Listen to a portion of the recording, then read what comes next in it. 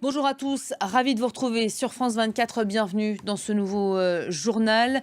Le monde s'est donc réveillé ce matin horrifié par ce nouveau drame au Proche-Orient. Alors le Hamas évoque un bombardement israélien. L'armée israélienne, elle a de nouveau démenti ce matin toute responsabilité, évoquant un tir de roquettes palestinien et présentant les preuves de sa non-implication dans ces événements.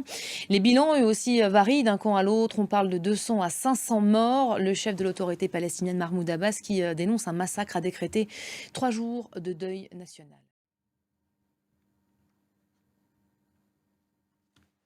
Armel Charian, on vient de le voir à l'instant, l'armée israélienne qui a une nouvelle fois renvoyé la balle dans le camp palestinien ce matin en présentant les preuves qui écarteraient les Israéliens vis-à-vis de ces événements. C'est crédible ?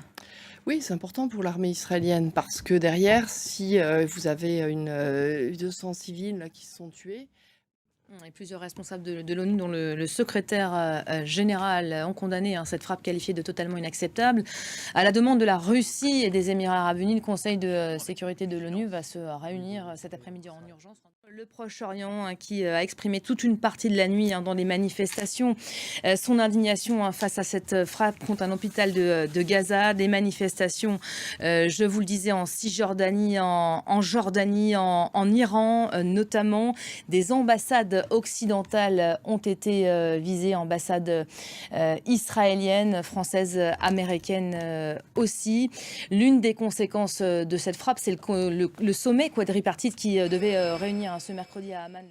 Voilà, fin de cette édition marquée donc par l'arrivée, vous l'avez vécu en direct à nos côtés, de Joe Biden en Israël. On va avoir évidemment l'occasion d'y revenir tout au long de la journée. Restez à nos côtés, on se retrouve dans quelques instants pour un nouveau journal.